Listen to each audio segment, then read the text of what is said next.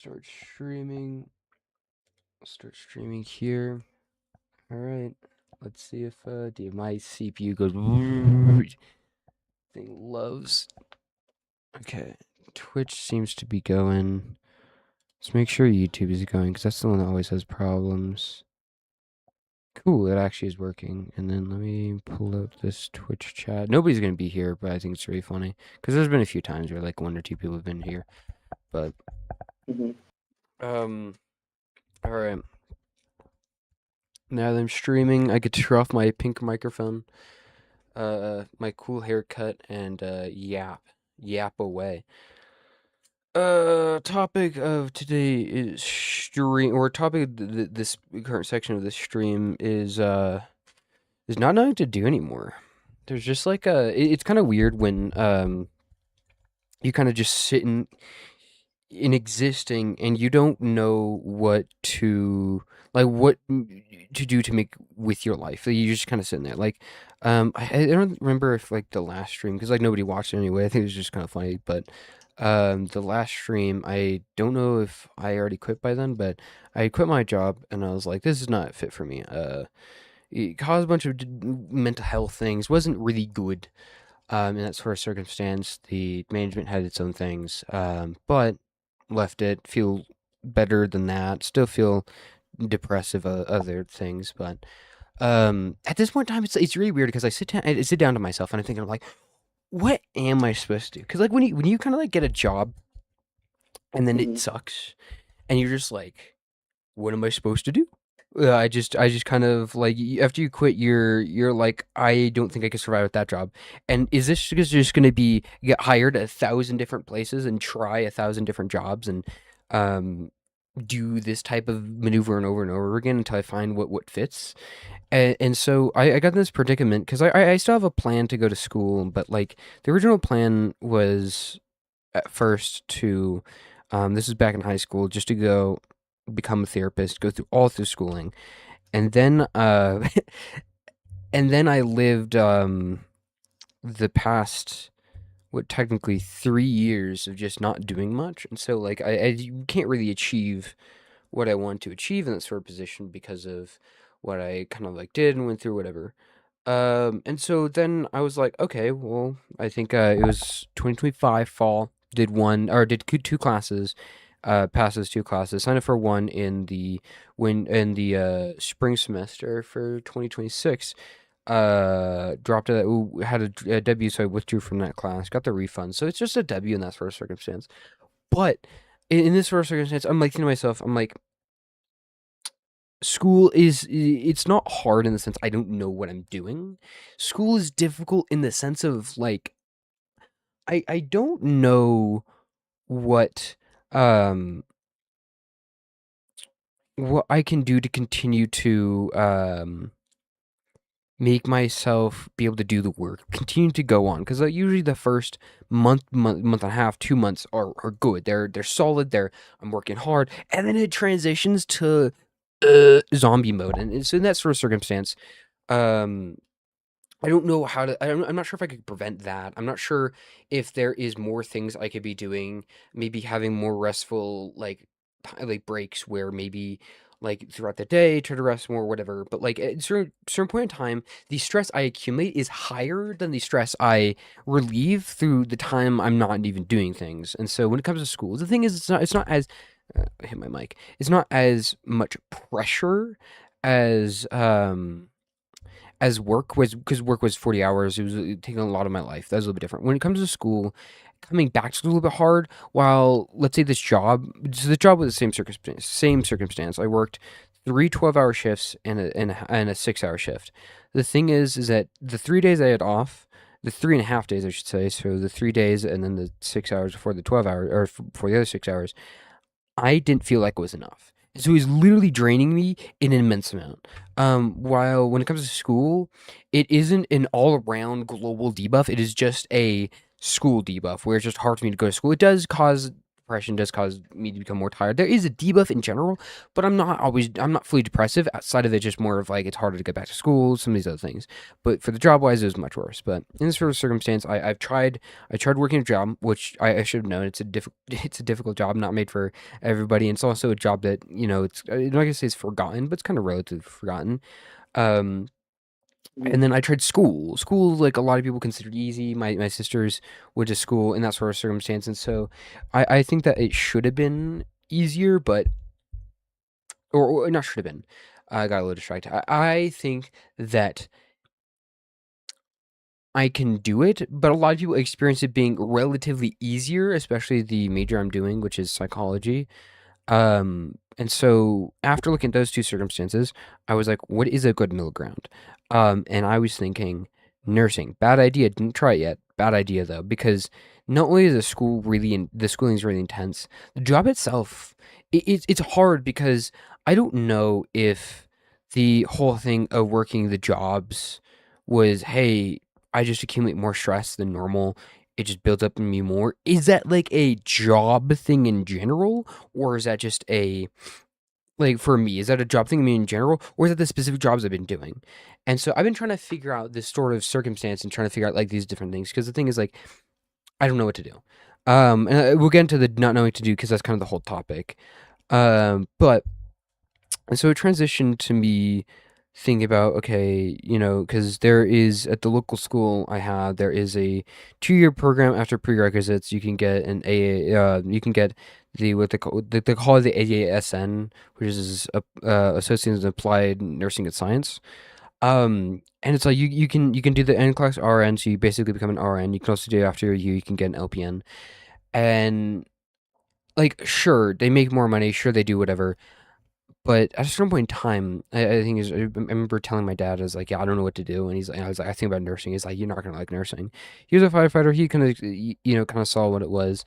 So a circumstance, I don't know. Because like, I think real job wise, medical might just be the thing that I like. And medical, working with people, but can I do it?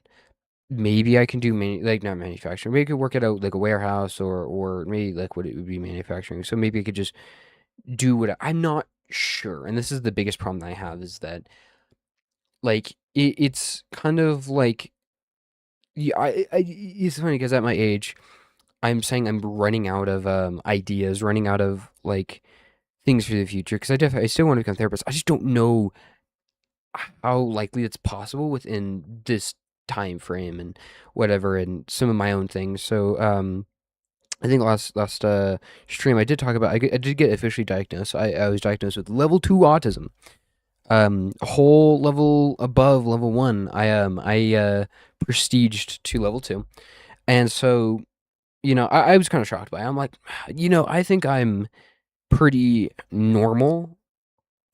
But as time goes on, as well as they also explained to me, is that like there are things that I've adapted to better than other people, which means that like it would more likely mean I'm level 1, but there's some things that like I have more difficulties with that potentially I don't know. But in this whole circumstance, when I'm looking at the future, I don't know what to do. And I think that's like I think that's a good question for a lot of people because it's kind of like Dr. K talked about the early life crisis, and it's kind of like it doesn't help the fact that I've had probably like several different phases of this like multiple times. Like, um, I don't know, like throughout high school, I was like, I don't like what I'm doing, and then started progressing better. And then after that, started to progress, and then just in a weird phase. I guess this is currently the most moment that I've been going through, but it's just I generally don't know what to do. School I don't know if I could just push through school as easily. Maybe could take some smaller, like lighter classes. But then at that time, like, what am I going to be doing after that? Am I going to be working a part-time job? Can I even deal with that? It's hard because it's like, what am I supposed to be doing? How am I supposed to be a person in society? Like, it'd be great if I could just leech and do whatever and like have a hobby that like this. Like, stream would be Hmm? like a hobby for right now. But No, you're good, sir. I didn't know if you're giving commentary. No, no, no. That Uh, someone came to the door. okay, it gives me time to drink a Pepsi. Oh, nice Pepsi. It's gonna be funny because I'm just not gonna say that there was anybody here in the video. It's just gonna be randomly like I don't think I'm gonna edit it out. I just think it's funny. I don't know. I might edit it out. I really want to edit this as quickly as possible, but Mhm. um, alright. Time to go back to the yapping. I think I remember where I left off. But like when you don't know if you can do things and you don't know your future, you're kind of just stuck here because you're just like it's like the fight or flight or fawn or freeze, and it's like freezing. It's like you don't, and this isn't like the in the moment circumstance. This is freezing in total life circumstance. If I don't know what to do, I don't know if I want to do what I can do. So let's say I can work in a factory. And as I want to do this as an, oh, I'm better than working a job, or I want to make more money. It's like I don't mind at a at a certain level. I don't mind getting paid less as long as it gives me ability to engage in my hobbies. Um, Maybe I live in a bad area if I want to live on my own, or whatever. Maybe whatever not positive circumstances comes from less money. I still want to be able to engage in content creation or playing an instrument or trying to learn Japanese or a bunch of different things I've been wanting to do. And it just, I don't know if the stress it accumulates is worth it though. And the thing is, like, people can say, oh, you're just being sensitive or you're being a bitch. I don't fucking care. It's my life, and if I say it's not worth it, who fucking cares? I don't say it's worth. I say it's not worth it, which is really funny because it randomly makes me think of the free will thing and people's general experiences, how we never experience each other and whatever. Um, but just to say is that I think, and this is kind of a very funny thing, is if everyone had my brain and my experiences, I think that they would come to the same conclusion because there is no other conclusion that you can come to is other than the same conclusion that I've come to, and the multiple different conclusions. Some of the conclusions are not just like, hey, life isn't worth it. That's like one of them. There's multiple conclusions of maybe I can find a small job here and there. Whatever, I don't know. Go to school for these other things, but like the conclusions that I come to are indicative of my brain, so indicative of my biology, physiology, my brain, all the different the pathophysiology, so as well as my mental issues, as well as my experiences, whether that's my childhood to my early adulthood, which is where I am, or adulthood into kind of like the beginning of adulthood, which is the 20s. But in this sort of circumstance, the way that I look at it, it's it's difficult because I'm very young, but everyone else is progressing a different thing. But again, I think kind of going back to a previous thing is that um, the usefulness, or I guess like the autism diagnosis. I don't know if let's say you put somebody theoretically. Again, I don't believe this is possible. Somebody who's more productive in my mind and body, they're able to control it. Which I think if they would in my mind and body, they'd make the same decisions. But again, that's like determinism, or not exactly the philosophy of determinism, but theoretically, it'd be determinism when it comes to an individual's actions, not necessarily that the reality itself is determined each and every circumstances so that you can't change things. It's more of determinism inside the person, where no matter who you theoretically change the person, because how do we differentiate ourselves as a person? Your mind is what your brain does, whatever. So that you can't literally be whatever. But obviously, because if you remove your circumstances, your things, then you would be you, or me, you would. It depends on a bunch of philosophical, spiritual, or whatever things. So if you believe in a soul, if you put your soul in my body, and you'd have to exist with everything that I exist with, you'd probably not change at all. You'd probably see the same things I do, but that's just the way I think. Which again, I don't fucking know what I'm talking about. Who cares? But in that sort of circumstance, let's say was working to max capability. I don't know, even if I was working max capability, I would be able to progress on a timely manner that other people can progress. I don't think that I can outpace, stay the normal pace. I think I'm just going to be slower throughout school, throughout life. And I think that's what's hard about it is that um, some people are progressing in certain ways, some people are not in like the current like my current real life friend group, which the fellow that was in the call here is a part of that friend group. And so when you kind of look at that, it's in who's in the friend group. We're all in our 20s. Mhm. But one of my friends, he graduated college. He's going to be working. He's also going to be working on his master's while he's working, and he's going to be getting paid a pretty penny for a time. But a pretty penny for outside of high school. He could technically be paid more if he worked somewhere else, but he's working for his dad. Um, but working off rip, not high school, college, off rip, off of college, he's going to be doing great. But going past that, um, another friend works full time, bunch of just different things that are kind of happening, and I'm kind of stuck in this position of, is this something I can control, and is this something that it might actually gonna be something. This is I think this is the problem, is that we try to give maps and ideas of what we're supposed to do. So after high school, you go to college, and after college, you um you go to do your internships, or you do your job or whatever, and then you go and progress and whatever.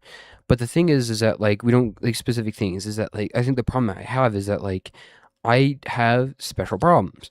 Um, uh, uh, Autism doesn't help. Major depressive disorder doesn't help, and ADHD. All those combined, I think, are changing the way my life is going, and I don't get to know where that is. And I think that's the problem. Is that like, is that I think other people are as because a lot of people say just take one step at a time, and the thing is, it's hard to take one step at a time when you don't know when people aren't taking the slow steps you're taking.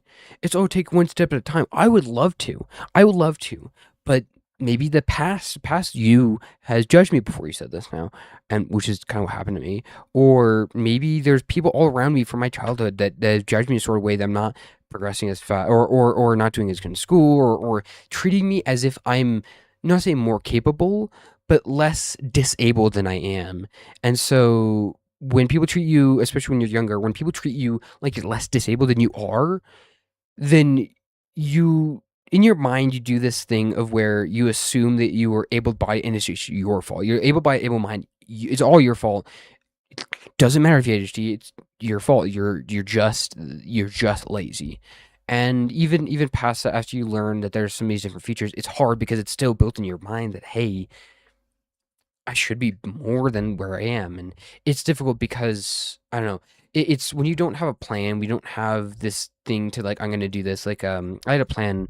When I went back to school, I was just like, okay, let me take 2 classes, and then the next semester I'll take a class, and then start working, and then that plan deconstructed. I didn't take the. I withdrew from the class, then I quit, and now I'm just like, what am I doing? I don't have a plan. I had a plan. I was like, oh, I'm gonna go to school and go to school full time, and then do nursing. But I'm like, can I do that? I like, and the thing is that like I tell people in confidence, hey, I can do that, or this is what I'm gonna do, and I already thought to myself, I don't think I could do this. And then I think other people verbally reassuring me that like, hey, you gotta calm down there, buddy. Taking 4 or 3 classes, you didn't have the best time with 2 classes, maybe 4 classes, who knows? Especially with the nursing, I don't think I'm gonna go down the nursing route. I might just do something for. I have no clue anymore. I don't know what to do because again, it's a hard education path to go down, but it's just the problem is that like even what I did just there is like, I think I could go down there, but it's hard or whatever. It's just it's being in a position of not knowing what to do whatsoever. I'm just kind of just sitting here, just like um what to do, and I think the problem doesn't help. It doesn't help that the kind of depressive feeling kind of sink in, where it's like there's nothing for you to do. There's no point.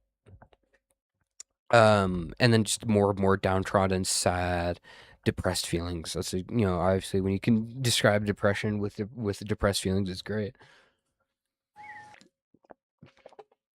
But in this sort of circumstance, I don't know. It's a really weird thing. And this is why I think that like I'm not gonna be able to be like, oh, I'm gonna be a streamer. I'm gonna stream. I'm gonna make a YouTube video out of this, and then I'm gonna do it again, and I'm gonna do it again. I don't think that what I'm doing now is gonna be good enough in time. Theoretically, like if I can become a content creator, the time frame that allows me to at least to make money is, my guess, minimum 4 years of me doing this just to be able to get a livable wage from doing this, or at least just to know, like, And livable wage for me would be like $30,000, $35,000, 33 or whatever. Even I can technically even get less than that, and it'd be still be livable. But it's just around that's how much the job would have paid me throughout the year would be around $35,000 for the year. And so in that sort of circumstance, I'm kind of looking at my options in like 4 years just to get that. And honestly, if I could get that, I think this is something I want to do. The problem is I know myself. I know the cycles I'm going to go through because like even if you look at the YouTube and the VODs and you look when I streamed and the frequency I streamed a lot. I think in February and maybe in January, whatever. Um, and then I just disappeared, and that's part of the problem where I need to be consistent in this sort of way, and that's the biggest problem I've had with so many different skills. The bass, the ballad songs, the Japanese, everything else. It's just hard because depression comes in, a bunch of these other things come in, don't leave the bed for a couple of days. But I don't know. I think this.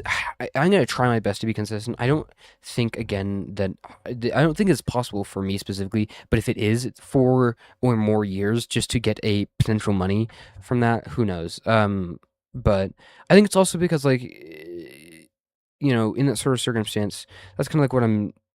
Okay, train of thought lost. Kind of. My thoughts are running over themselves. Um, but let me think. Yeah, it would take a while just to get money, but another big problem that would be a part of it is that kind of a weird side tangent. Also, kind of part of it is the fact that I want to um, not want to. I kind of envision. I think a lot of people do this is that they fantasize about a future that they might have, or fantasize, or it's like when someone gives you a theoretical. Like why do we answer theoreticals? It actually really funny. My mom was watching a video of someone answering or someone giving like just a video of a bunch of theoreticals that are on TikTok, or whatever. And I don't know why, but I get upset at the theoreticals because I'm like, you're giving me two options. Sometimes they're either too bad or like two really bad options or two really good options. And it's like, I'm not given the opportunity to take the good options nor the bad options. It's like, if someone's like, would you snap your leg in half for $50 million? And it's like, I don't get to do that option. Or would you not snap your leg in half? I was like, would I take it? But I don't know. I theoreticals, which is really funny because it kind of goes back into the weird like historical thing of like how I didn't like, what was the type of questions? Um, wow. I was actually forgetting words again. Rhetorical questions. I didn't like rhetorical questions because their questions are not supposed to be answered or whatever. Or yeah, because other questions that are not requiring and not necessarily requiring instant requiring of answers are fun. It's like, oh, how do you want your life to go? That's an so if a YouTube video has that, perfectly fine because you can answer that question. But when you have these things, um, that are questions, rhetorical questions, I hate them. And so when it comes down to theoretical questions, like, oh, would you rather have this or that? It's like, or yeah, it's like I don't want to because things. I start getting into the thought process. My brain just thinks. It doesn't not want to think, and so I just dislike it. But kind of going into it, going to the kind of like I have thoughts for the future. I was like, if I could do this, what type of sponsors would I be taking? What type of content would I be doing? And the content's kind of hard because it just kind of be this content for now. I don't know what else to do. And that's part of the problem is that like even in this first video of the YouTube channel versus now, none of it's conducive of like anything. Because the YouTube channel exists, I upload one video, and I don't think I'm gonna do more videos like that. Did some research on it. Again, I wish I did more research on it. I did an okay amount of research. I spent an okay amount of time. I'm not someone who's particularly good at consistently doing research. I wish I was like Dr. K. Just read a bunch of papers and then randomly write about only some of them. But I don't have that work ethic right now. I haven't built it up into myself. Maybe I can, maybe I can't. Who knows? But as our circumstance, don't really have that current capability. So like content wise, is it just gonna be having a camera? And then I'm like, whoa, what if I just one day not gonna be able to yap. I'm just gonna shut the fuck up one day. And while it would be a miracle for some of my friends if I just learned to shut the fuck up, but Dude, you alright, you can't be laughing at that one. But no, I like your yapping. That's just funny to me, bro. no, it's also fair because like if I control my yapping at certain circumstances, it'd make some interaction be better. Where it's like not yap during times where I'm not supposed to yap, but um, kind of going back to it, it's like what if Wakanda? I just shut up. Like what am I supposed to do if I just learn to not speak? I don't know. Because like I actually like there's times where I'm quiet, where I'm like playing video games, whatever. But it's like, what if I don't have something to say? Even though I always have something to say, but like, what if I don't? What if I run out? What if I think myself into being done thinking? And if you do that, which is really funny, if you go to the end, if you go to the end of the road in that theoretical, then you're thinking yourself, if you have thought enough to the point, because the thing is, I will repeat the things I'm saying. That's a part of the problem is that like I'll probably be repeating certain topics over and over and over again. And that's kind of the problem that I worry about. Because if I'm making long form content into short form, stream to long form to short form, then it's just going to be repeating some of the things, which is like a little bit worried. But like, let's say I theoretically think about all the things I could ever think about and just stop thinking, I would be free. But that's not really possible. But I think most of the time I'm just going to be reiterating some of the things because like even the topic of now of I don't know what to do, and the video I'm going to be making of this, maybe the shorts I'm going to be making of this, this is going to be a thing that I already see. I'm going to go through again. Um, I can even build up the theoretical. I stream this. I make the video. I maybe make a couple short form videos, whatever. Upload these. Maybe stream again relatively soon. Maybe I don't. Who knows? Um, and so and then it's gonna one time just stop, and then I'm gonna try doing it again, and then the whole thing is gonna come. It might not be the whole topic of video again, but it's just like it's here. Um, I think that's just part of the problem they have with that, but I kind of like go into the visions, kind of not the visions. I forgot the word I used before. I don't really care. For the future, and part of it was like, oh, sponsors I would take. I think I'd be, this is a great time. I'm gonna just advertise myself to nobody right now. Sponsors I would take, very little sponsors. If I don't play the game, and if I don't like the game, ain't taking the sponsor. If I don't like the thing, ain't ain't gonna be sponsored by it. Like if you send me, I'm like, wow, this is kind of chill, but it's kind of expensive. Do I want to recommend it? No. But it's again kind of not the option. It's kind of like the fantasizing. There we go. That's the word I was looking for. It's fun because you get to feel the success without being there. You get to be like, oh, you get to, and not all of it.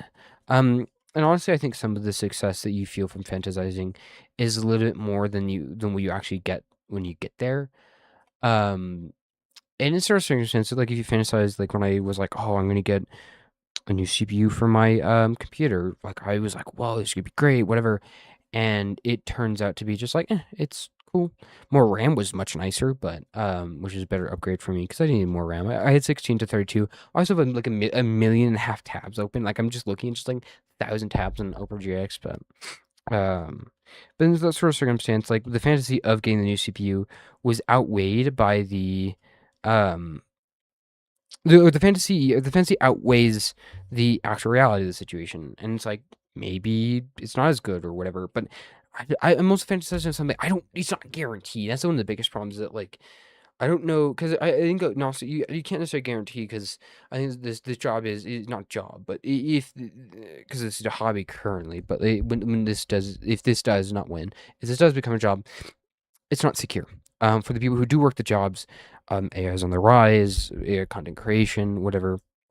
Short form content's really big. There's still people engaging as streamers, but what I've noticed is a lot of people nowadays are blowing up faster and bigger, but aren't keeping that size anymore.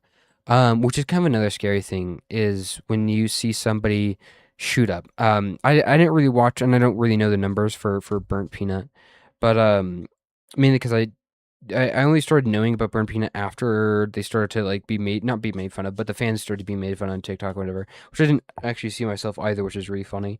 But I end up just kind of existing on my own, heard people talk about the Burnt Peanut, and it's somebody who rose to fame really, really quickly, super random people, and then people started disliking. I don't know if he's lost viewers, but I just noticed that just a lot of people. It feels like after COVID had this weird spike in viewership and then drop off. Take Sekuno before the controversy was even announced. He went from, and I remember watching him when he had less viewers. Wait, Sykkuno had controversy? Yeah, yeah, dude, Sekuno had a secret girlfriend, but he would also apparently, so allegedly, he also kind of admitted something. I don't really care. Um, I don't really care. Uh, it was really funny about this. If this video exists on the internet, which I'm gonna leave it here, and for the context of the video, you know, hey, this is gonna be saving my own butt. Whoever is if offline TV and the friend group doesn't like Sykkuno, hey, I'm on your side. But if you like Sykkuno still, hey, I'm on your side. It's just I yeah mainly joking. I don't care enough about what's happening with Sykkuno. I don't care about his decisions. Like the cheating thing, whatever. Not a great thing to do. Do not do that. Don't like it. But like he didn't as long as he didn't sexually abuse or whatever, which it sounds like it was only cheating and the only people felt as if they were being left on the side. I don't really know what the terminology for what they felt, but they whatever. And so it's just small things like that, controversy, in sort of circumstance. But again, I don't really care. But if this does come out where, hey, maybe I do get big, maybe I do make content creative friends. Hey, my TV, if you like that guy, dude, I'm all about him. He's great guy. If you don't, dude, what a rat bastard he is. And again, I'm mainly joking, for that one, but still, it'd be really funny. But um, like I think like in the end, I think which is really funny. This is a really weird thing to bring up for offline TV, but I think this is their drinking stream. I don't really remember, but it was back when Fedmeister was still part of the group, which is this again a really weird thing to talk about because Fedmeister has been 5 years, 6 years maybe. 6 years. Yeah, no, it's been 6 years since I think he's been outside the group or close to that now. Um, and I remember, I forget he said ride together. If we ride together, we die together. I forget who said that. I remember it was with Michael Reeves. I don't remember if it was him.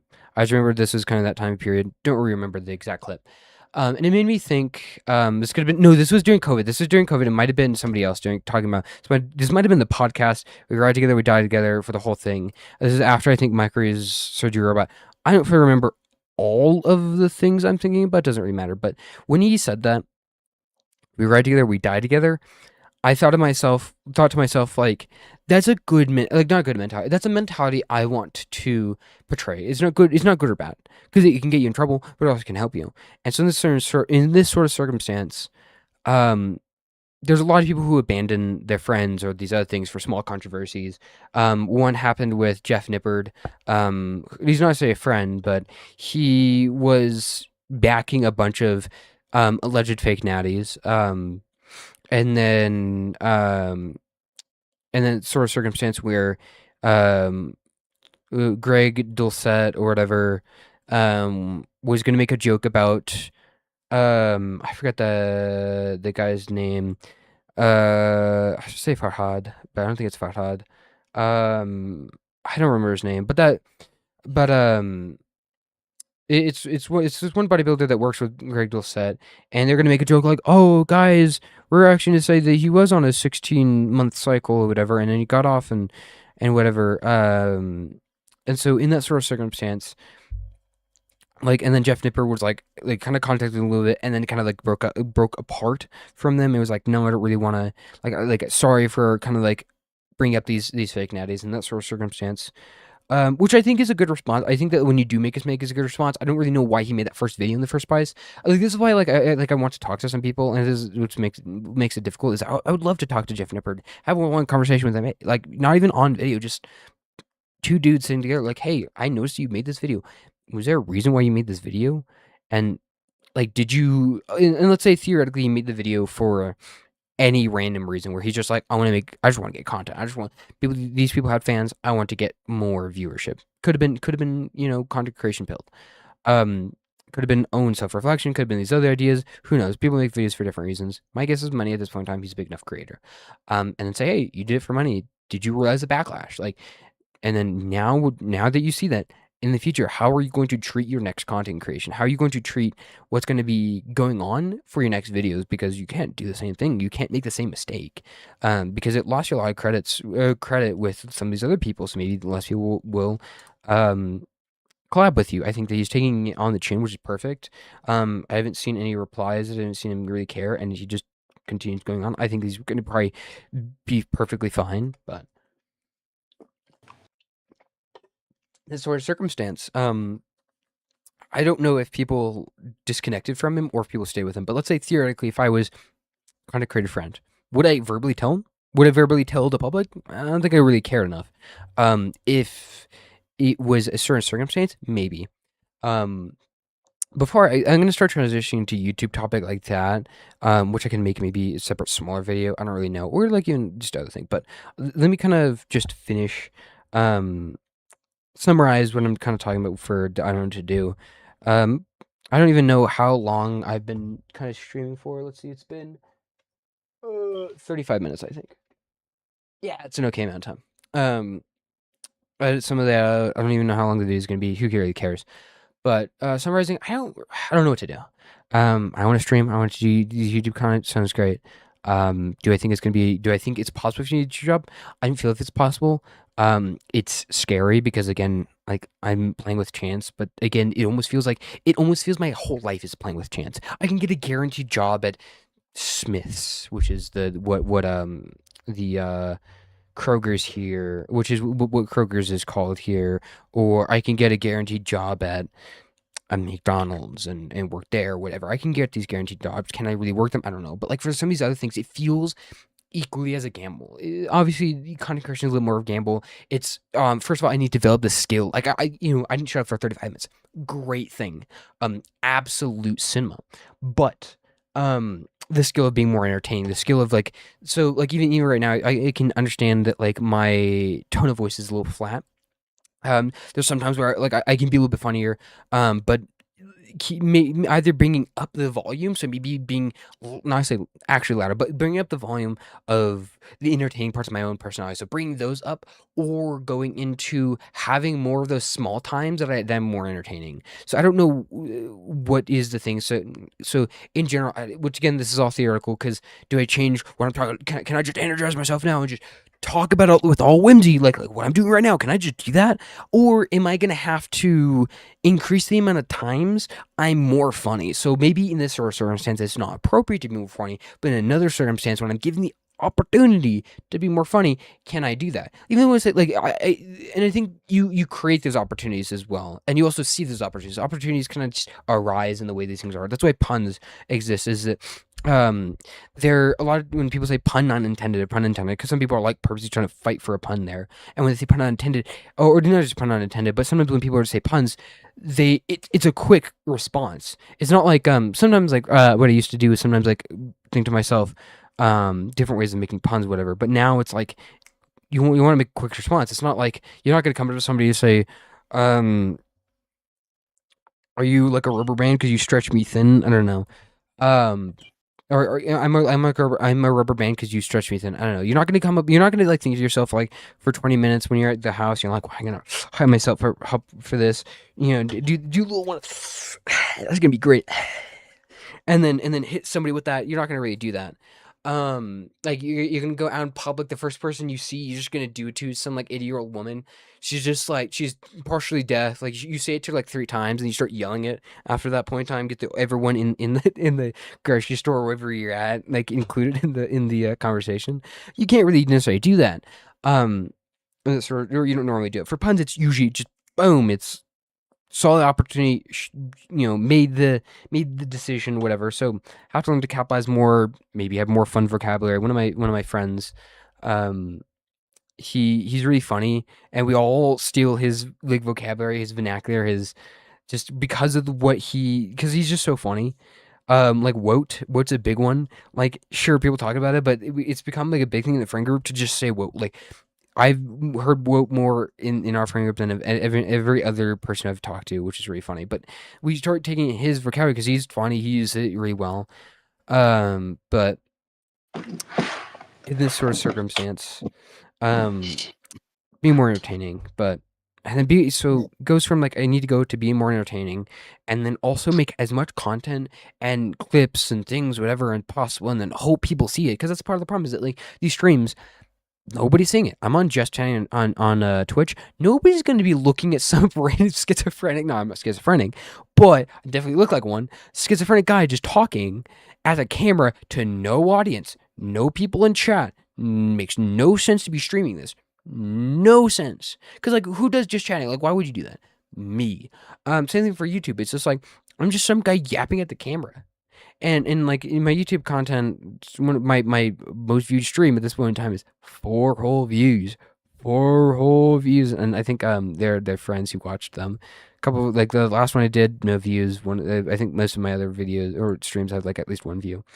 But it's funny because again, I'm sitting here just like talking, but like I have to be able to catch on to people. I have to be able to spread the content, people to find it entertaining, and then come over and then because like again, this is just not doing anything. The videos the streams are not bringing anybody. The streams are not getting anybody. And so I have to do more, and you have to get lucky from there, and you have to also be good at being a content creator. All right. For video editing sake, this is where I transition into talking about content creation, and controversies and different things like that, which I think is going to be an interesting one. But so, I lost my train of thought, which is perfect. I love when I do that. It's funny because I just finished this Pepsi, but I have a root beer right here. What a nice root beer. I become pre-diabetic because I keep drinking so many sodas. But I drink so much soda. But YouTube content wise, kind of going into a big one is Crelly.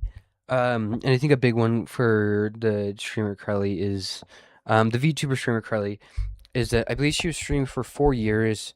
She debuted in a very positive light. I think that more like when I don't know if she streamed before or how she started to get her because I remember watching. I don't know if she already scrubbed it from her channel, or something because I watched her debut stream and I wanted to compare it to because I do this thing where I try to do research on content creators, learn how they work when I especially really enjoy them, and she had more viewers at the beginning, like more viewers than most people would have at the beginning. I don't really know a lot of the lore when it comes to that, so maybe she had a different following somewhere else. I don't really know. I know she has following in some I think AO3 some other fanfic site, but in that sort of circumstance, I don't think that it came over to you, to not YouTube, to the streaming. Who knows? But she actually she was slower. She not slower. She talks slower. I mean, she wasn't as entertaining, wasn't as popular, and transitioned. And so she also did say that it didn't feel like herself. She sounded like she was saying that she was toning down something, which again, I don't know if all things maybe she toned part of her personality up. Which again, when you look at her older content, is not indicative of her current content at all. Where it was she didn't really talk about the the gooner stuff she talks about now, but now she talks about all these gooner things, and in that sort of circumstance, that transition, so she could have added that. But there's also some probably level of being able to like actually be a personality on the internet, where like again, because I think that this is an okay conversation. I think that like theoretically, if you were to force everyone in the world to view this video or view this, I think that a couple of people would sit down and maybe be like, sure, background video, perfect.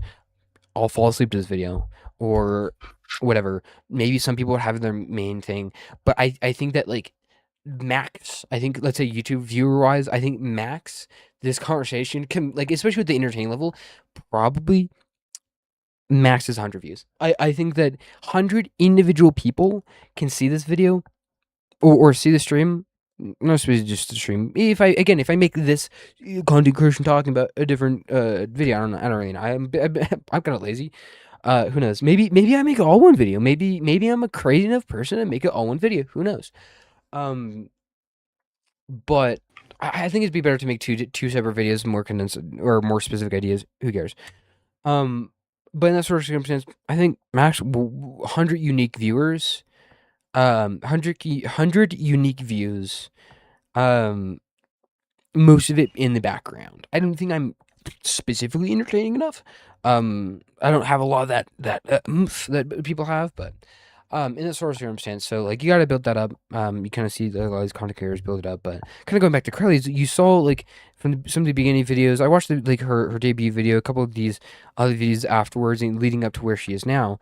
I really wish I had a archive of all of her VODs because it would give me, and the problem is it would take way too long to watch all of them, but like it would give me a very good view on how people grow. And because kind of going back when I talked about like I don't know what to do, is that like it's hard because like you want to know how your life is going to be because it's hard, it's stressful, it's anxiety inducing to say, hey, you're gonna have to live life and you're not gonna know what the fuck you're doing. And it would be nice to be able to see a streamer and say, hey, it took them this amount of time to become entertaining. And like it's like even like right now I'm talking to the camera a little bit, but I don't always stare at it. I think it's because I stare over here. I'm staring at this little fella. um and or like my soda, so I'm staring at these things mainly, so don't get jealous, camera. Just camera's in a weird position. But in that sort of circumstance, um oh no, I lost train of thought. I'm crazy. Like go from talking about like brain. That's kind of crazy how much I transition. I think that my HD is fucking bad. But for the entertaining content, um, like talking to the camera, I could talk. I've been fucking yapping for like 46 minutes straight, basically. But I would have to transition. It'd be nice to see when somebody can break those steps. But again, the problem is people progress different speeds. I might be slower at one thing and be faster at another, and that's the problem. The problem I have is it's not giving the fucking answer. And it's what's anxiety, it's what's stress inducing, and this I went through the same thing when it came to language learning for Japanese. Is that people I've been learning for um, in November, it's gonna be 3 years of trying to learn Japanese. Super inconsistent, super slow, and I don't have a good ability to speaking, at all. At this moment in time, I can't. I know some words, and I can say, "Itakimasu," uh, "Itarashai," "Arigatou gozaimashita," "Hontou ni arigatou." Like I say small words like small phrases, sentences I've like learned some of the words for or whatever, but I can't formulate a unique sentence, which obviously happens later on. But when I watch anime without subtitles, I don't know what's happening. I get some of the words I understand. I feel like I do notice I feel more comfortable sitting next to the language. So maybe some of it I'm getting a little used to the words. I don't fucking know. So I'm getting used to me hearing some of the words. Maybe if I put more time and it sinks in more. Excuse me. I'll just start speaking, but at least understanding. I don't even want. I'm not too interested in speaking just yet. I'm more interested in understanding. So maybe we'll just get to understanding. And so people progress at different times, especially when you're not as putting as much effort. If you're not, trying to, do it every day to do these other things, you're not gonna progress as fast when it comes to language learning. On a European scale of fluency, I don't think I'm even A1 level. I think I'm below A1. I have no clue A1 means actually. Fully means in that sort of circumstance between A1 and A2. I don't know what it looks like. Not what it means. I don't know what it looks like, so I couldn't give myself an accurate description. I definitely don't think I'm A1. I don't think I have just any ability. I think I just go and at a YouTube video, not YouTube, anime. I just go like obviously when it comes to podcasts, some easier ones like Nihongo Kon Teppei, the specifically the easier Nihongo Kon Teppei podcast, great. I can understand some of it. Cool. Not a lot of it. But when it comes to anime, just because there's a lot of visuals happening and they do a lot of visual, like emotional things and like tonal emotional things, you can feel what's happening through the way you see things, the way you hear, not just vocally, but just hear things. Kind of that sort of circumstance what they might be saying. So I can kind of understand there, but it's not enough to fully understand. Um, but in that sort of way, it kind of gives me this like I don't have that much ability.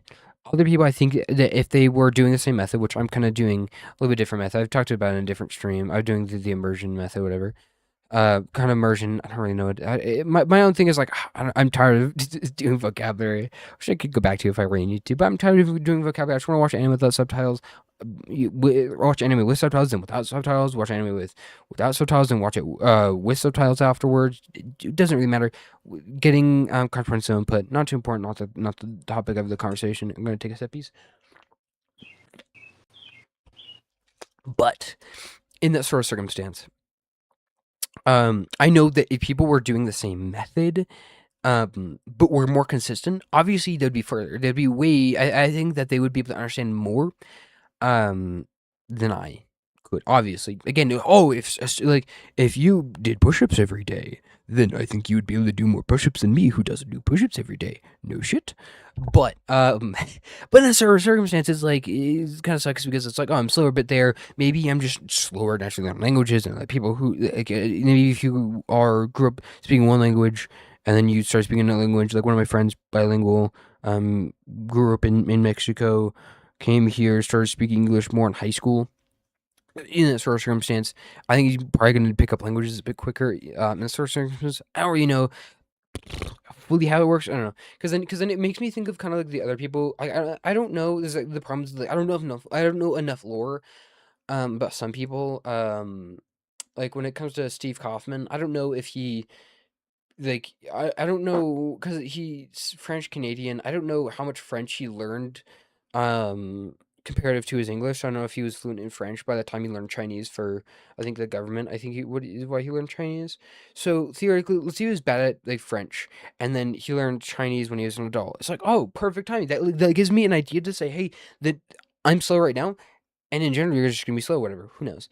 But maybe there is something blocking you. Who knows? I don't know. Because again, I don't believe in the kind of time block like you stop learning languages in general. I think you can gain some level of fluency. I don't know if you can get to a native level of fluency. Like I think that you can get to maybe like a C1 or obviously not, like a C2 level of understanding of maybe of a language to be able to have those things as long as you dedicate yourself to that. So maybe you're like a scientist and you're doing a lot of work. I think you can get there. But again, I don't have the framework. I don't really understand all of that. I don't know where he comes from. I don't know if there's like a good longitudinal study of different people. I don't know if there's a random controlled trial of language learners at different ages, early ages, middle ages, later ages. I don't know if it's like, okay, do they know one language? Are they monolingual right now and then turn to bilingual, whatever? It's all difficult. Because a lot of people think about like because I believe it's Noam Chomsky who did the language acquisition device. I don't remember who made it up, who thought of it. But like I don't think that part turns off. And it's just a kind of a hopeful feeling. It doesn't matter because if you're falling, you can hope that gravity doesn't kill you, but like it's just not gonna help. And so like if you don't want to admit to yourself things, if you don't know when things stop existing or not stop it, if you don't know when things the parameters of certain things doesn't mean that like whatever you believe just because you hope you believe that and just because one person's like believe not just one person but one credible source or a couple people or whatever believe what you believe does not make it true.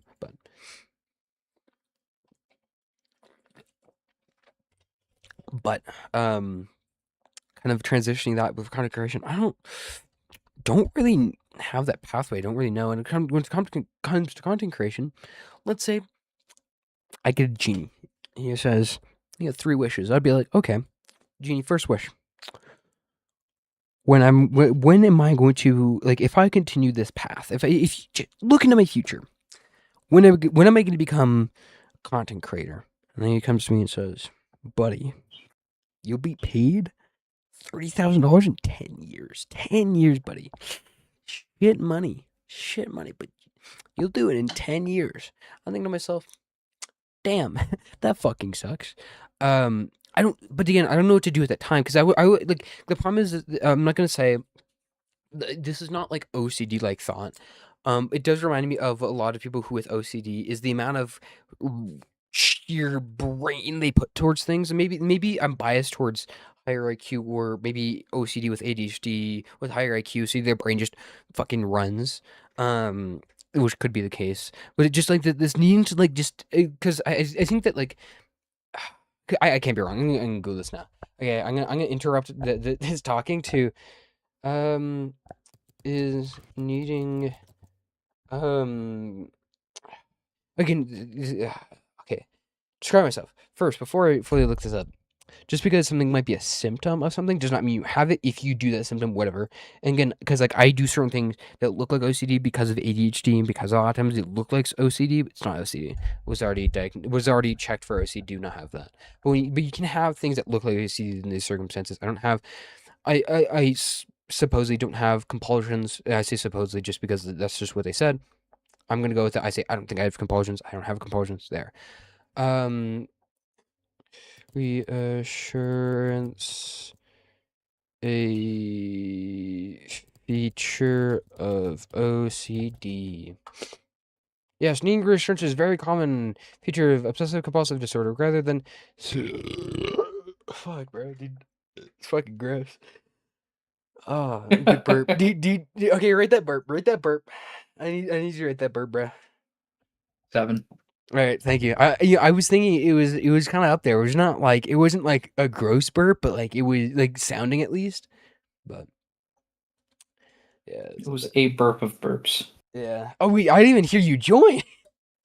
Oh, sorry. Yeah, you were in the middle of 8 different stutters, so Yeah, no, it's because I'm streaming right now too. I'm podcasting by myself right now. Oh. Yeah, I was just chilling in here for a little bit. Oh, does that is mean Darman there? Oh, hi, Darman. Monsieur Darman has arrived? Monsieur. Oui. Yeah, so I kind of did the I think it was like 35 minutes of another what I'm gonna do into a video, and so maybe I'm gonna do this into a separate video. I'm gonna do some really lazy as shit editing, just so I can start getting content, and then because what I want to do is turn streams into long form content and then into short form content. And seeing is that because the thing is, I want to aggregate them to streams because I don't want to make short form content and then have my long form content be different from short form content. I'm not good at short form content. I don't like these quippy things. I don't like TikTok. I don't have the mentality to make TikToks. And so having clips though is better instead of just being because like there's some people who have like if you watch their short form content, it doesn't lead into the long form or the stream content. It's just short form. And so if I clip things from stream, then clip it into a video, and then clip that video into smaller clips, then it leads to the streams more where people are entitled to go there. But so I'm kind of right, because if we look at things like pirate software, right? If we look at many of the VTubers, they have broken down all of their clips to the point where that is their primary growth source. That is their discovery. Yeah. That is their bread and butter that shows that it is worth sticking around to say, haha, remember, I was there with the community. It's an aggregator to the stream, which is nice. Which is actually a really interesting thing. So kind of going into that part of the side tangent, Dr. K actually does this really well. Is that a lot of his short form content, he started to do a little bit different, but I'll get into it in a second. Is that a lot of it was his streams and his YouTube videos. Some of his YouTube videos would be clips of his streams. Some of it would be completely separate, just YouTube videos. And then the short form content was clips of the streams and the videos. And some of the short form content, excuse me, burped, is actually nothing to do with those things. Like he started jokingly diagnosing fake characters because like you shouldn't be diagnosing real people you haven't met. Also, you shouldn't be diagnosing people publicly like that. In that sort of circumstance, he started to do that a little bit. And what I really like about that is that like if somebody, because the thing is I know his content. I've seen a lot of his content. He doesn't do that too much, which is nice. But because I know his content, if somebody saw that video and saw the rest of his channel, I think it'd be harder for them to actually go into the channel. It's not as much of an aggregator compared to his other content because it's so different. He doesn't normally diagnose fictional characters all the time. This isn't a part of every stream. This isn't a part of every video. It's nothing similar to things like that, which I appreciate because I don't really want all of that. I don't want that to be, and I really enjoy Dr. K's kind of like handling of the way he does content. But I enjoy how he does it small time. But like if someone found him, if he did a lot of short form content, it would not be indicative to watch his long form content or streams because it doesn't make any sense because he did that for one stream. But But yeah, so like I said, pirate software and VTubers do this really, really well. It's clipping, and they do a lot of clips. But a big reason why you also want some video long form content when it comes to non-safe VODs, but when it comes to YouTube videos, is that there's a good streamer named Jubbo. This guy, he's a big fall streamer, and he streams his second channel on YouTube for his VODs gets more money than his Twitch streaming, which is wild to think about because he doesn't have 1 million subscribers on his main channel. And to think that and he gets decently gets I think around that I forgot how many average viewers he gets, but he does well for himself on streaming, so maybe it's just whatever. But it's in this sort of sense, it's I think he has 100,000, maybe less than. I'm gonna do some research. How many subscribers does this guy have? Jabbo's Dumpster.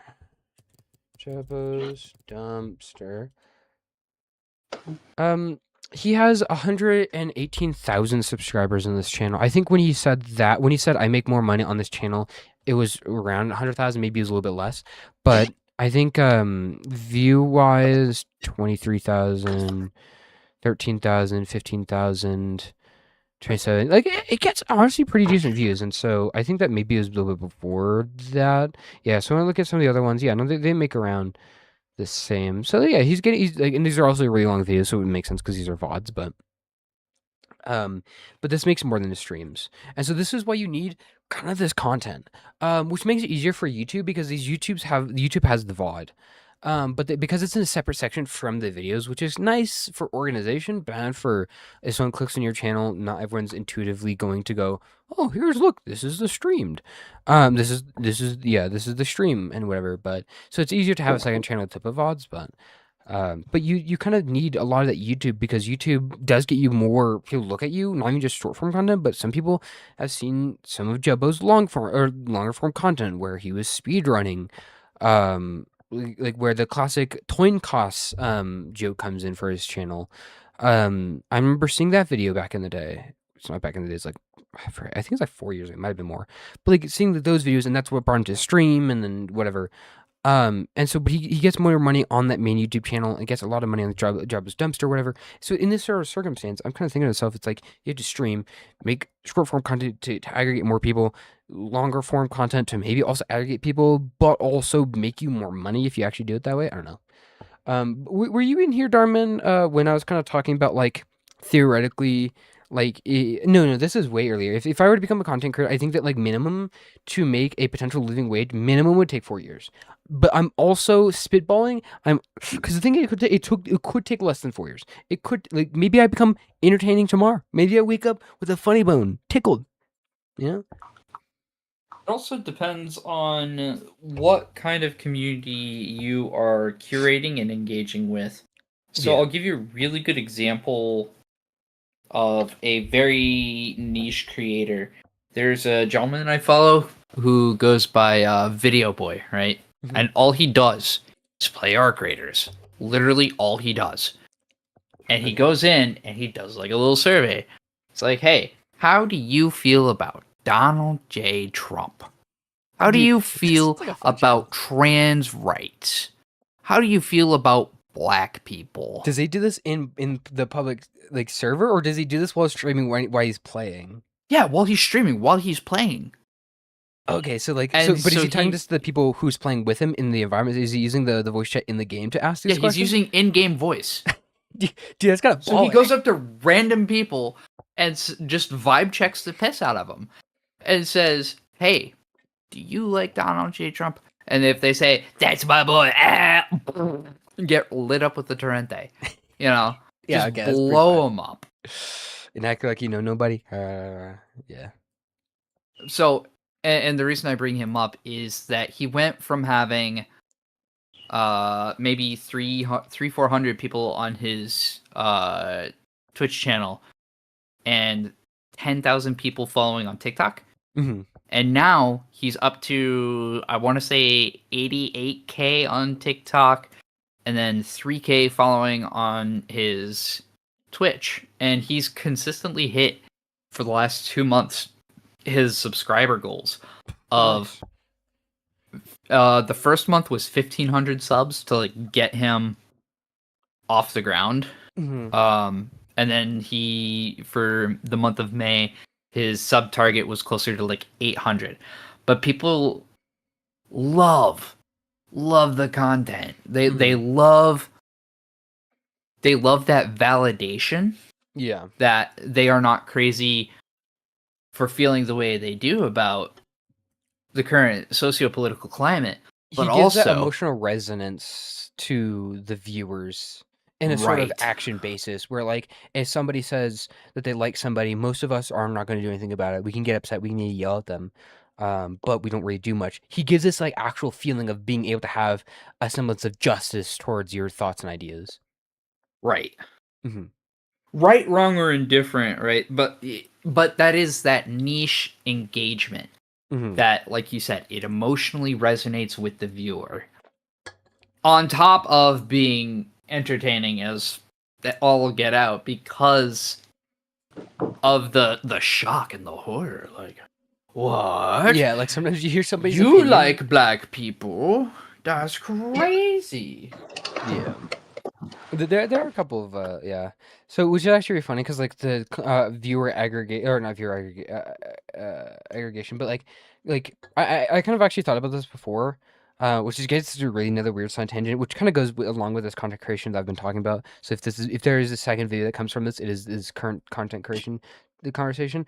But I was kind of thinking about because a lot of people like Dream, a lot of his content, his viewership that he People aggregated. still like Dream? Do what?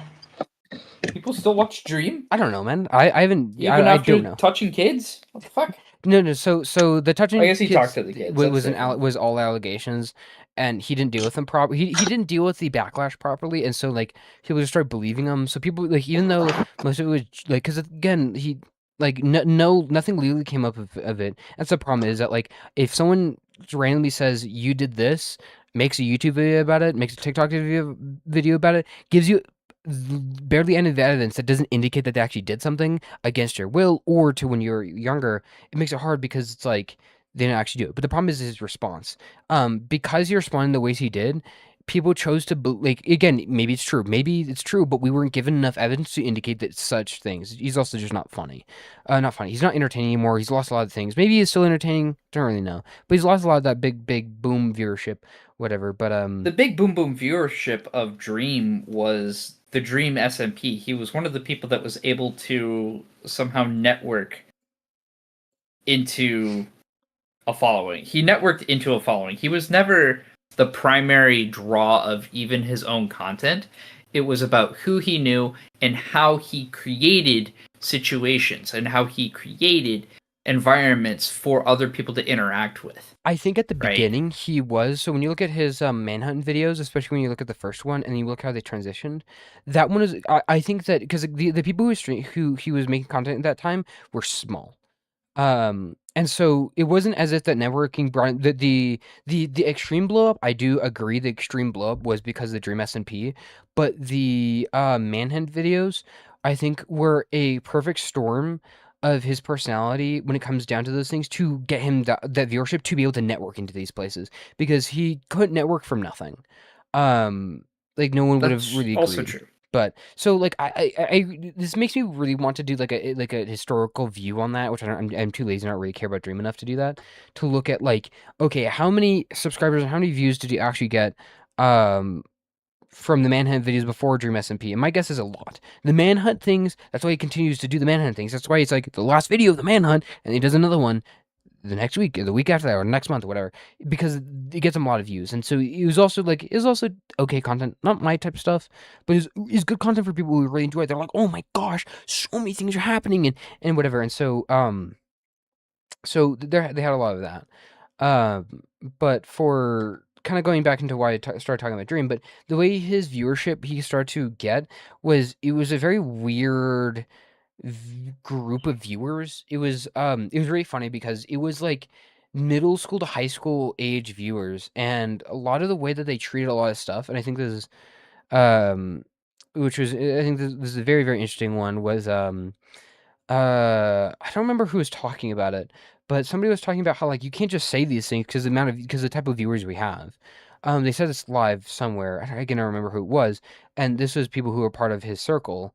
Um, because I think it was after Dream said something on Twitter or whatever, and then you're saying like you can't do this because we aggregated the or we kind of made this type of viewership. We can't do that. Like it'd be like if you have Ben Shapiro saying like actually I think that we should have um free healthcare. Universal healthcare for everybody. Like if Ben Shapiro said that, he would lose so much following. He would lose so much credit, even if he believes that. And this is actually really interesting. Is that there was the Destiny was talking about this a couple years ago, where Ben Shapiro and people like that cannot pivot um into these different ideas in sort of way, especially because of the business for Ben Shapiro. He can't pivot from, oh, I'm conservative, I have these views, I don't believe this, believe this, into pivoting one idea or even more, because then it destroys the way people look at him. I think that if he were to pivot, he'd have to pivot hard into the other direction, and then maybe like whatever. But I think he would still, because people already hate him. I don't think people would change their mind about him, even if you pivoted completely extreme left. But in this sort of circumstance, it's like they can't kind of like pivot, and in that sort of sense, Dream had this viewership, and it's kind of like in a really weird ways. Like I'm kind of thinking, what type of viewers? How do I grow my type of viewers? Because I don't want like that style. And the thing is, you can't control who views you, but like you can control what you do to then aggregate certain viewers. So like if you're Correct. like people like Asmongold, or other content creators, they can say words, they can be mean to certain people. Let's say let's say if I'm more mean. So let's say some of these are really weird, but the female, like some of the face cam video women streamers, I don't know a lot of them. We're talking about VTubers.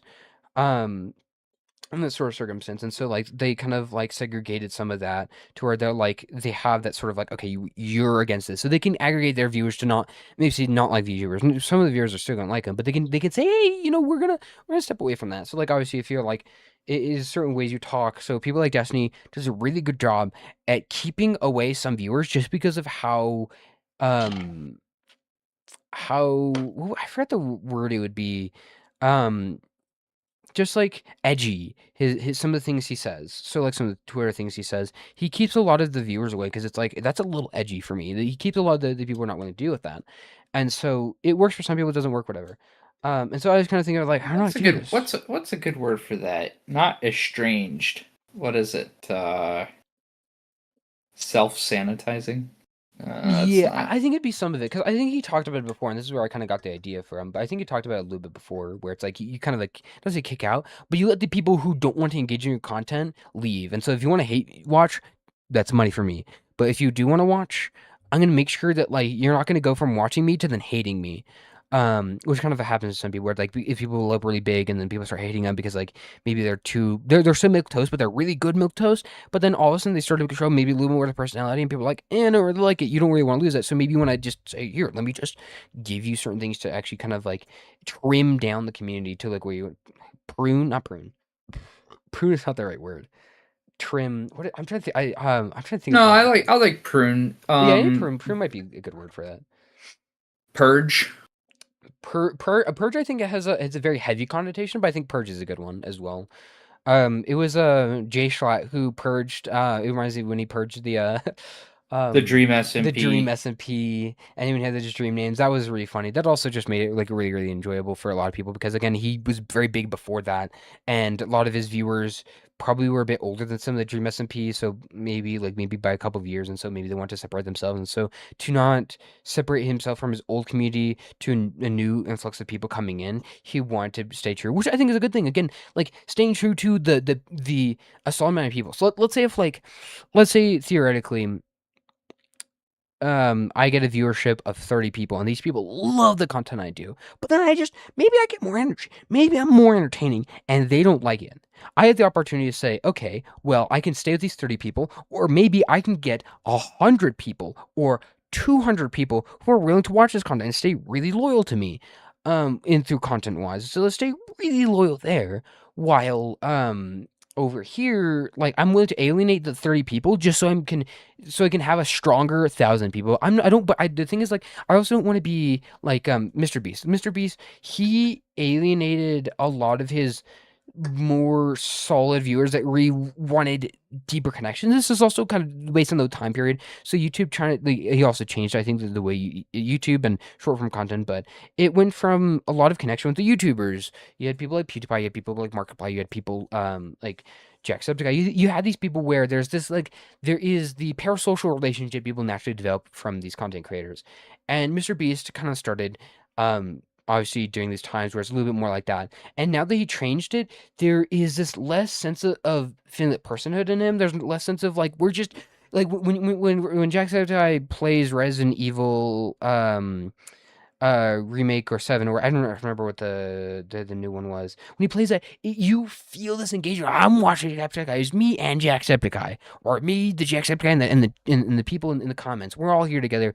There's a community. There's just we feel while Mr. Beast, he feels like he's alienated those people where it's like it's all towards new viewership, and it works because a lot of people aren't looking for that semblance of connection in the same way, and they also find other places, but it just makes sense for his viewership wise. But as sort of circumstance, it's like I don't want to alienate a complete audience like that, even if it means getting more views and more money. I would much rather have let's say a solid base of 1,000 concurrent viewers, a solid base of these people love watching me. These are 1,000 people who always come to me and just love my content, versus getting like having to alienate people who like where like not the same people come to me because I don't feel connected. I want to have that semblance of connection, which is really funny. And it's really weird because a lot of people talk about like parasocial relationships because this is one of my favorite things when people talk about not psychological, but when people talk about theoretical ideas about like, oh, this is bad or this is good or the way we should deal with things. It's kind of when people talk about like the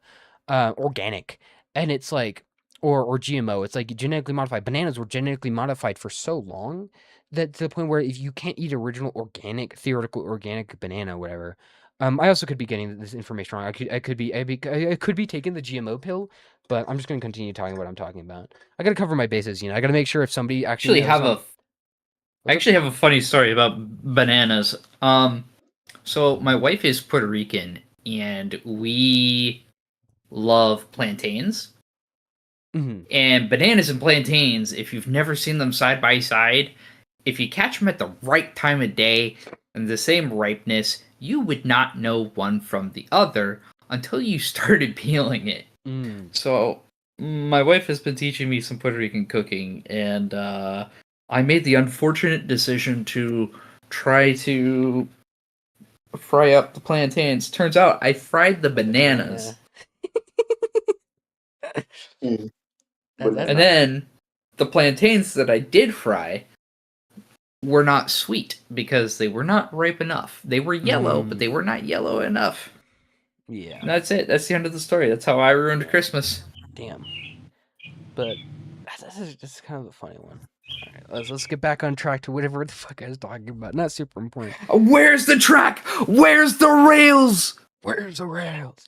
But like when it comes to like the GMO thing, it's like you can't really do the non-genetically modified. I actually don't remember what I was talking about. It doesn't really matter. I'm just yapping. But like I was talking about the GMOs. I don't remember why I was talking about that. But like you can't necessarily do organic. You can't really do that. What the fuck was I talking about? How did we get here? Yeah, how did we get here? Live show tour. That was. You want to know that's Jacksepticeye. Like one of my friends went to that Jacksepticeye tour, live tour, back in I think 2017, 2018. Oh yeah, dude, man, that's crazy. Just remembering that. I remember when one of my friends, he was like, "Yeah, I went there." I'm like, "Oh, dude, that's so cool. He was there. You got to see him. You got to see him in person. Obviously, he wasn't. He's close. a real human He's being. Real. He's real. But the Jacksepticeye is real. Jacksepticeye. But yeah, no, it's kind of funny. But kind of going back to, I guess I'm just talking about random content creation again. I don't even remember what I was talking about. But I know. So I guess my question is, what incentivizes people to engage with you to get the base? Like, are you looking at doing more streamlined topicals in the near future, or well, where is that base supposed to be able? Well, this is not streamlined or topical. Like you've touched on about 36 different subjects in quite literally 38 seconds. I just need you to know. Yeah, no, it's funny because ADHD, so having potentially subclinical ADHD, Dr. K was talking about this, which is like, again, it's not necessarily a full study, but like he's talked about like how like some people who show signs of ADHD or maybe people who have ADHD can do good at content creation. For me, my ADHD is on my diagnosis paper says severe, so maybe too much ADHD. Is it? That's crazy. That's I would never have known that, Khalil. You would have never. Did I tell you I have level 2 autism? Would you have known that either? I'm level 2. Would never have guessed. I never would have assumed that. Never would have assumed. See, I'm perfectly normal. Never would have known. Never would have known. Wait, Khalil, you're autistic? There's no way. This guy. And that's a clip. That's a clip right there. Yeah, dude, clip farming, bro. Clip farming. I gotta start saying some intense things now. And I gotta say some pretty crazy things and then get in trouble for it. It'd be great. Yeah, I gotta find this clip at how many hours I've been streaming? I don't really. No, that's not what I want to click. So it's around an hour 20. I'm gonna have to like write this down like a bum instead of do whatever. Do I have a pen on me? I have a highlighter and a this. So 1:15, 15. Got it. Okay. Hopefully I remember that to go with that. But got off topic again. But but when it comes down to like the ADHD thing, it's like maybe it's too much. But like when we talk about like specifically talking about one topic, and when it comes to long form content, it's more indicative to talk about one idea just continuous, like one idea in a very thoughtful way. I just don't fucking do that. And this is one thing that actually kind of made me a little happy was the VTuber Crelly. She doesn't shut the fuck up, just like me. We don't have fucking off button, and I'm like fucking perfect because the thing is that like there's time where I did want to talk about a specific topic. There's like one video I uploaded it, did some research, wrote the script, recorded it, edited it, whatever. But I'm like, okay, now I'm just thinking. Maybe people like yapping because when I think about like I think there's also another one is much critical but the problem is he also stands out from the rest of the people, but he just yaps around random shit and it's fucking perfect. Yo, he found me, he clipped me. I hit him with the clip. He hit me with the clip. That's crazy. Man, I was like, I saw that. I'm like, what the heck? Someone did I just get banned? I saw like the thing hit the channel. I saw you on it. But yeah, in the when it comes to like when it comes to like certain topics or how I want to make content, I think it's just kind of just yapping. I don't know. It's difficult because again, people like Crowley, people like Most Critical. Most Critical is not the average. His thumbnails are not the average. His video style is not the average. He's even more monotoned than a lot of other people. But when his personality comes out, when he's just the funny part about his personality, they're not like always what a funny guy. Slaps knee. What a great one. His funny content is sometimes he jump scares the camera. Sometimes he's like, do you see the smile? Smile's big. This is the happiest man you'll ever see. Things like that. He's a little bit more monotone than even let's say talk about old Jacksepticeye or some of these other people where they're trying to be bit more up. But like I don't know if just because we have a person, it's kind of like what we do in psychology where it's like Phineas Gage is a perfect person to know how he fucked up his brain because a pole shot through his head to his prefrontal cortex changed his personality in certain ways, become more vulgar. You gotta stop speaking so fast. In that sort of circumstance, things like that happen. We can kind of look at that circumstance and be like, it's a good one. Oh, we can learn that this affected the brain. But the thing is, that's not a big enough study to know maybe this person got lucky. So M&J Metal, great YouTube channel. I love his Pickle Pepsi video. And his Halloween brew, also good. Saw his birthday brew recently, also a good one. But like his content, it's not super consistent. Not say super. It's not like I don't think people can get that same viewership he does. Uh, maybe I'm fucking lying. Who fucking knows? There is people like Shoe Nice. There's other people who do. Shoe Nice is very different, but like there's people who do get a following from doing music content. So maybe I can. And this is a problem. I think this is I was given a little bit too much hope. I think that this world has given me a little too much hope in some places because I remember watching a stream. Carly was like, "If you ever feel weird or do you want to stream or whatever, just be yourself." And I'm like, "Whoa, I could just learn not to shut the fuck up. I can speak. I can speak my mind." Because the thing is, it's like maybe it does give viewership. Maybe it does. Who knows? But in that sort of circumstance, it's kind of like I'm not wanting to specifically talk about a lot of circumstances. Like I don't want to start building up a viewership of guys. Hassan tased his dog, and I feel X way about him tasing his dog. Like I don't really want to do that. I don't really want to. I don't really like the drama. There's plenty of people in the current event space. Yeah, there's plenty of people. I also don't like it. This is one of my favorite things is Dr. K is like and it is before which is really funny. A little bit before this I was talking about Saikuno and the Viper guy over here was like, "Oh, there's a controversy with him." It was kind of like, obviously it's kind of old now, which is really funny because it's been like a month or 2 months or whatever. But it's because he was a cheat or whatever. And in sort of circumstance I was making a joke being like, "Hey, if offline TV still likes that guy, if I ever become big, I love him. If offline TV you hate him, I hate him too. I'm on your boat." Just so I can like make friends, because the thing is, and then I kind of like told more of like the meta truth of like I don't care. He didn't. I don't think, and it didn't seem like he hurt people in a super mean way. He didn't. I don't think he molested. I don't think he raped. So in that sort of circumstance, not too worried about like his personality there. So I wouldn't be. I don't need to really dislike him. He's not like hurting people, and so in that sort of circumstance. I don't want to be like, "Oh, Hassan did this." I want to be like the way Dr. K talks about it. Is that why do you believe in what you believe in? Or we talk around the subject, where it's like it's fun to talk around the subject. Like I'm talking around like people where it's like I don't have to give my opinion, or because I don't really have solid opinions. Usually, a lot of my opinions seem solid when I tell somebody when I say I don't really like this. Then they're like, "But why?" And then we start talking about it more, and it's like I keep like breaking down my opinion more and more. It seems like, do you really have a solid opinion? Do you really believe in it? No, I just like I said, this is how I feel. Let's talk about it. I change the way I view things when I talk about it because like sometimes I just think something random, like I don't like pineapple on pizza or whatever, and then someone's like, "Hey, actually, I can't believe this." I'm joking. See, there you go. There's already degradation in my opinion, which is also not necessarily my opinion. I've had pineapple on pizza a lot because of my mom, but like if someone like kind of like hounds me on it, then I'll come to the conclusion saying, "Hey, I like pineapple on pizza.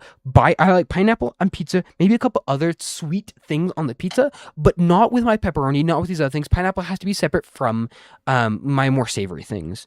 While pizza is technically more savory, I'm willing to have the pineapple in a different circumstance." Where the pizza is not mixed with pepperoni or these other things. Obviously, usually they don't. It's usually just pineapple on the pizza. But like I'm willing to break down my opinion to something else, which is a more fun thing to do than just be like, if you believe pineapple on pizza is bad. Like it's really funny because like I can even talk about non-important subjects, like people talking about like how they pour the milk first before the cereal. It's fun to say you're a terrorist for that one, but like. But like in general, it's like there's a really good reason to pour your milk before you pour your cereal. If you have less milk than you have cereal, then you pour your milk first and you're like, "Oh, I only have this amount.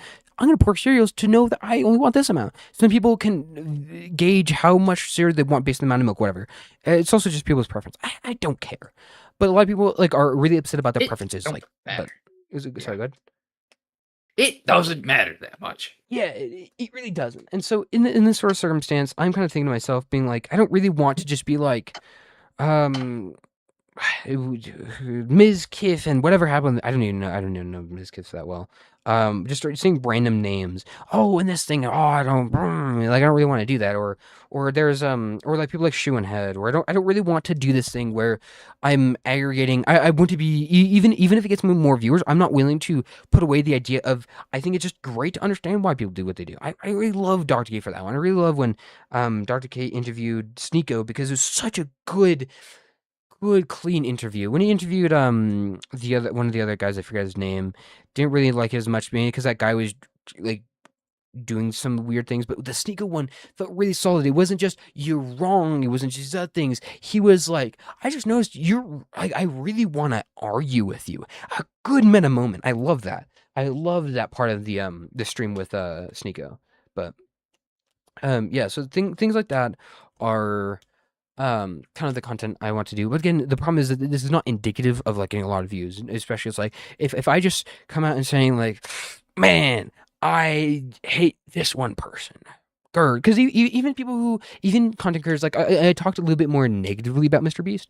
When it comes down to it, do I hate him? No. Do I really like the way? It's kind of like Jacksepticeye when the first clip came out of like, do you think he destroyed YouTube? And it's like I think that he did he changed YouTube's landscape into a place I don't enjoy as much. Do I hate the guy for it? No. The fact that he got a teen financing app, do I hate him for that? I don't really know. I don't like it seems a little weird and it could go in a bad place. It could be him manipulating people to get more money. I don't really know. I don't really know with that information. I don't know. But what I do know is that like I don't really care. Like I'm not like I'm also like I'm not gonna fence it just so I can get in with every group. I'm not gonna just be like I love fencing. I want to talk. Like the type of situation I'm willing to fence it. Say hey like Mr. Beast like I would love to have a conversation with people, not just like hate people, just hate people. Love to have a conversation with him. Seems like he was a very entertaining guy. A lot of people were friends with him before, whatever. And so it's like I'm not willing to alienate him because that's what the current like group of people are doing. Not to say current. It's still kind of current, especially after the him buying that. It was a big thing. Like oh this guy sucks. But like I don't know. Do I enjoy his content? No. Do I enjoy the way YouTube changed because of? And it's not just because. So it's not because of him. He would kind of because of him. He saw what people were looking for, saw what the algorithm's doing, and then just did that. So maybe somebody else would have done it if he didn't. Who cares? It's kind of like it's kind of like is it Nobel who created TNT? It's kind of like if he didn't, probably somebody else would have. And so that sort of circumstance, we can be mad at the guy who created it, even though somebody else would have. It doesn't really matter. But when it comes to Mr. Beast, I don't hate him. I just don't. I don't like the way YouTube has changed after whatever. So I'm not really willing to put people into these certain boxes. Like I think I'm more willing I'm more willing to do for specific some people, where like maybe there's like again like I don't like Sneeko. Like I'm willing to put him in that box of like I don't like him. I think that the way he treats people is not a very positive thing. I'm willing to talk about people like that. I'm willing to talk about how this dude crazy dude, I'm gonna be hated for this one. I don't like the Manosphere. I don't like Fresh and Pit. Just don't like them. Wow, what a crazy opinion. It's like, but like, obviously those people are easy to kind of hate on, easy to kind of like shit on. But again, like, I'm willing to have a conversation with them. I just don't, I'm not preferred to talk to these people. Like, Mr. Beast, sure, or other people who are a little bit like this, who are more where I have more negative views. Well, not to say more seemingly more negative than positive views over some people. But Mr. Sir, I must bow out. I hear the birds chirping. Yeah, no, it's pretty early for you. Yeah. All right. Thanks for stopping by. Yeah, Bye, absolutely. gentlemen. Take care, gentlemen. All right. Oyasumi Nasai. Yeah. I can also hear the birds chirping through the There we mic. go. Dude, I can hear it. I think is that from your mic, Viper? Hmm? The birds. Yeah, it is from your mic. I can hear it. The Yeah, it's birds. from my mic. I'm sorry. Yeah. I've been streaming for an hour and 30 something minutes. Yeah, 32, 33 almost. Dude, this is gonna be 2 long videos. One's around 30 minutes and the other one's around an hour. I don't know. It's a bunch of random yapping. The problem with making longer form content is that, especially when it's not condensed too, because this is definitely podcast. This definitely feels like a podcast. Some random guys spitting just certain ideas, and it's not as organized as like interviews like Joy with CEO, Iced Coffee Hour. It's not as conducive as that. It's probably more on the Unsubscribed podcast or the Trash Taste, but less more freeform than that. So less strict, and so it's just me just fucking yapping. I don't know, I had one topic, and then I had a second topic after the first topic. Like, it was, I didn't even planned the second topic before. I just had one topic that I was going into, and like randomly transitioned to another one. But like, I have topics, I guess. And so like maybe I get in with the people who podcast kind of or something. Like, again, it's kind of like the background content. I dropped my highlighter. I'm gonna pick it up because it's fucking. And I was fidgeting with it. I want to fidget with something, even though like I have like 1,000 things to fidget with, and I fidget with the most random stuff. This is happening a couple streams ago as well. I was just fidgeting with random stupid stuff. But hey, I don't know. I don't know what viewer base I can actually get. I don't know. It'd be kind of cool. I'm gonna, have some clips, have some things, upload some things, do some things. It'd be great. Going to be great. Hopefully, turn this into a video. I think that this section is not going to be a part of the video, which is great. This gives me a good editor thing. Don't make this part of the video. Just cut out the things beforehand. I am gonna be lazy as fuck though. But because I'm really just going to like just horribly chop. Just I'm not gonna add shit. I don't want to. Because the thing is, like, I'm wanting to do is make short form clips out of the content. Instead of just and then make like long form content with short form content just to get more people. It's not super indicative of getting a lot of people, but I think since we're kind of transitioning, there's some will fight back to just random motherfuckers just yapping. So there's one dude who's yapping about his friend being a cuck, and like I saw the video, this is really funny and entertaining. But like it's gonna transition into being able to do that a little bit more instead of having a more precise viewership or whatever. But yeah, I don't know. The editing is be so bad, and it makes me upset because like after editing, I really want to put effort towards the edits, but I don't think I have the energy to. I don't have the energy, nor do I have infinite time because I want to continue streaming. I have to edit my own videos because I don't have money to pay people to edit my videos. So if I do get money, do you want to be hired by me? I'll pay you $20 a week. What was that? Was it $20 a week from that one guy? Yeah, that's what happened to me, bro. Yeah. That's what I was referencing. So like I don't know, because it reminds me of what you're saying, where you don't want to turn something you enjoy to, like, you don't want to hate it, and so like it's hard because like if I got big enough, I would love to pay you basically for a part-time job. I would love to pay you a decent chunk of money just to do it, but again, I make no money now. And the theoretical future is how much money am I going to make in the future? Theoretically, nothing right now. Theoretically, nothing in the future. But like at a certain level, let's say if I make $30,000 a year, I can't just give $15,000 away. That's like half. Like what am I, European and this is my taxes? No. And that's what makes it hard because like I wouldn't want to, because the problem is with videos, editing takes so much. Like time, energy. You can't talk to your friends during that time because you're going to be focusing on what you're hearing, and you have to be a little bit more focused when it comes to editing. Especially certain parts of editing. Some parts of editing you don't have to be as focused on. It's not super important, but it's like there's a lot of time you have to dedicate to yourself, which is like a job. Like, it isn't just like a fun little hobby thing. Like if I'm playing the bass, I could play the bass while other people in call, or people playing video games, or I can flip my ballad song in call or watching a YouTube video or whatever. Well, you can't really do that. You can't really watch a YouTube video. It is kind of like in that sort of circumstance a very specific hobby, and I would want to kind of pay that in appreciation, but you can't really do that as smaller content creators, which kind of sucks. But I don't know. I guess like it's difficult, but I don't know. I don't know what to do with this information that I'm feeding myself because again I'm not like I'm not I don't have a suspected growth.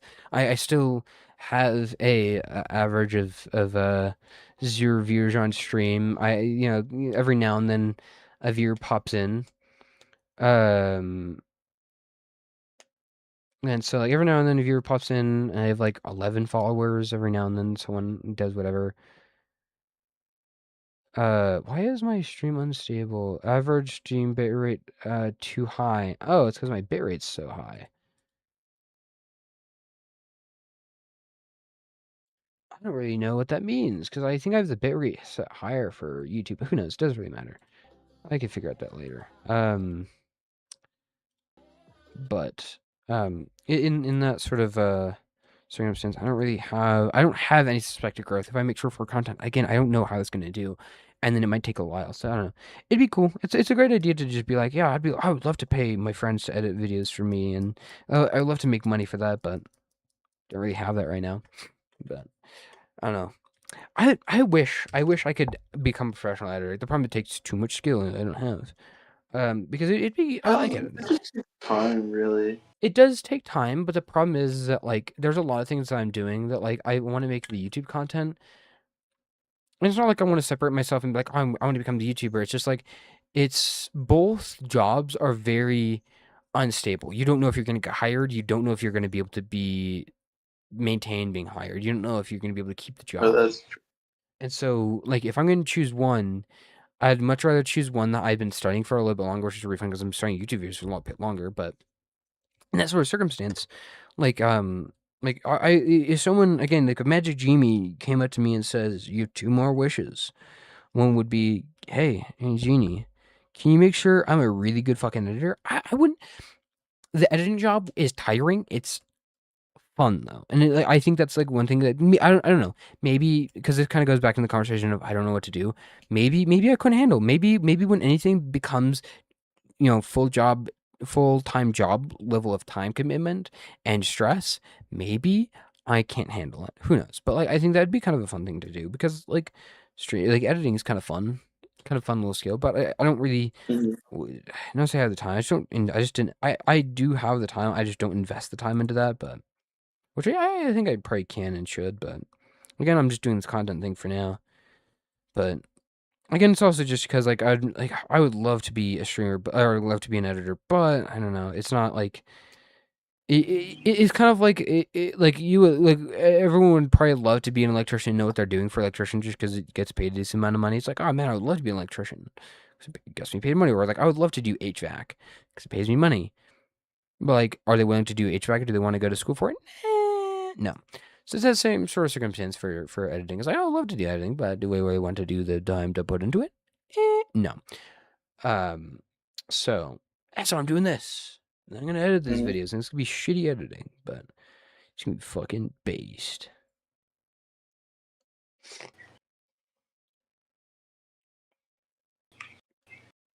Man, an hour and 41 minutes of me yapping, most of it being just me straight yapping. Dude, what a great content creator I already am. I'm gonna start developing my content creator ego. I need you to, hey Viper, I need you to start saying like negative comments about me so that I can develop that ego of like, I can't pay attention to viewers. You gotta DM me these things. I can't pay attention to these haters. I gotta start developing the ego.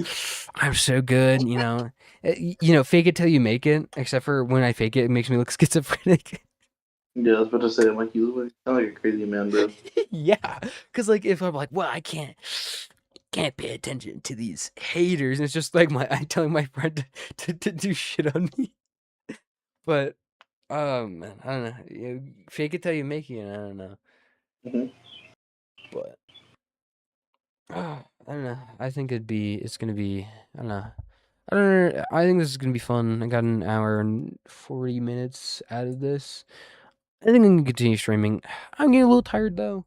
Don't really know. My throat's like kind of going out a little bit. I don't know. Because as originally I thought it was like allergies because my throat was like sore from breathing in and just being dry, and then now it actually feels like it's more sore from just being sore, which kind of sucks. But so that means I was getting sick, getting over being sick, some form of sickness. Who knows? Doesn't really matter.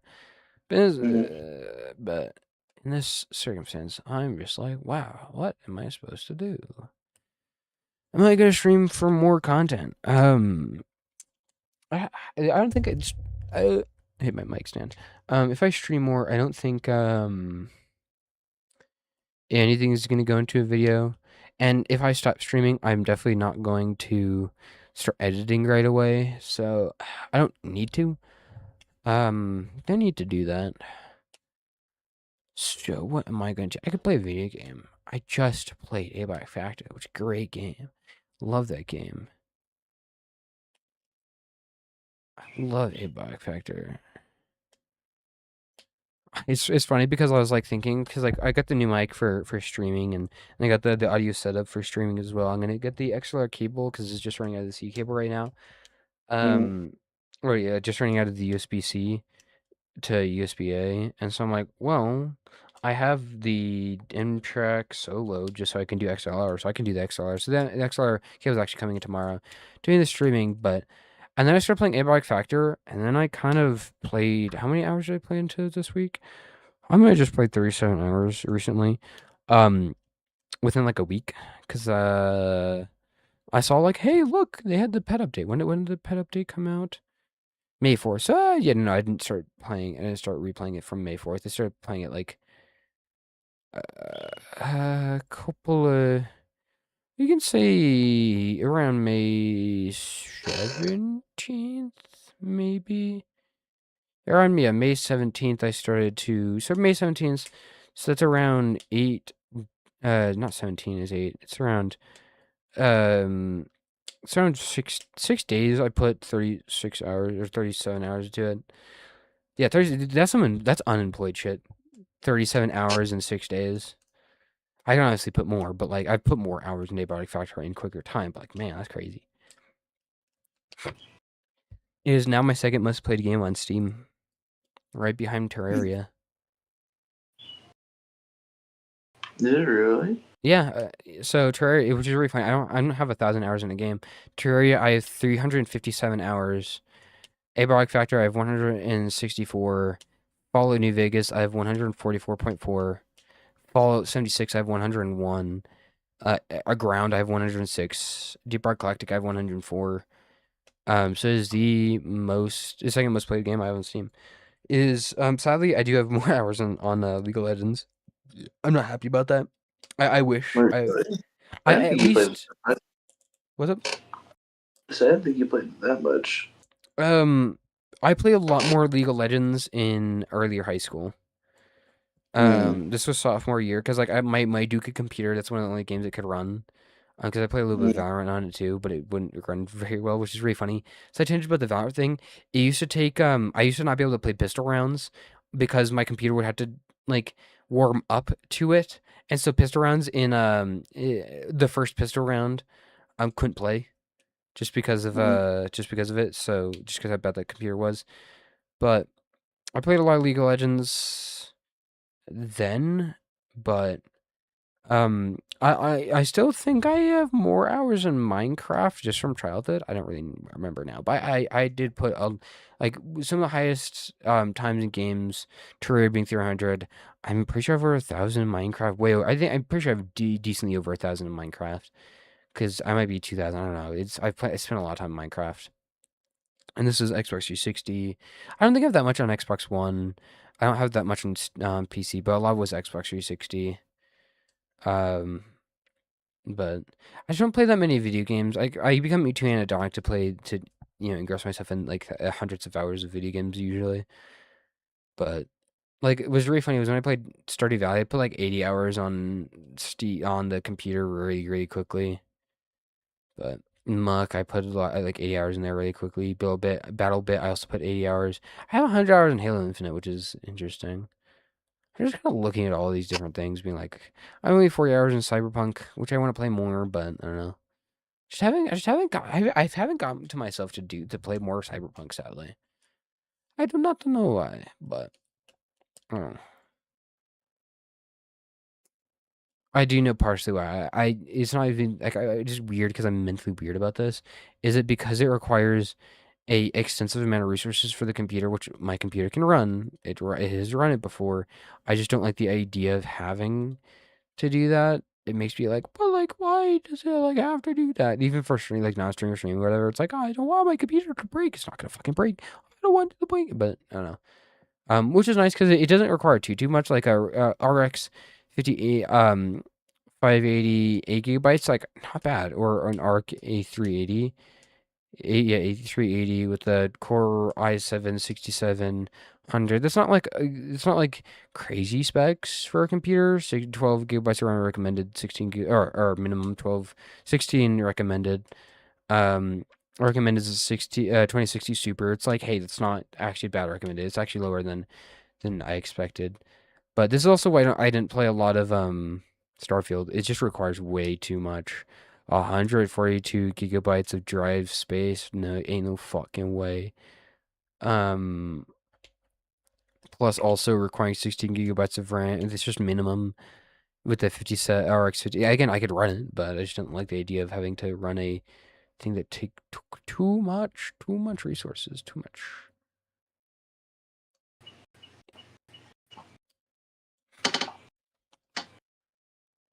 But you know, for stream, I'm gonna show off the new Freer I have.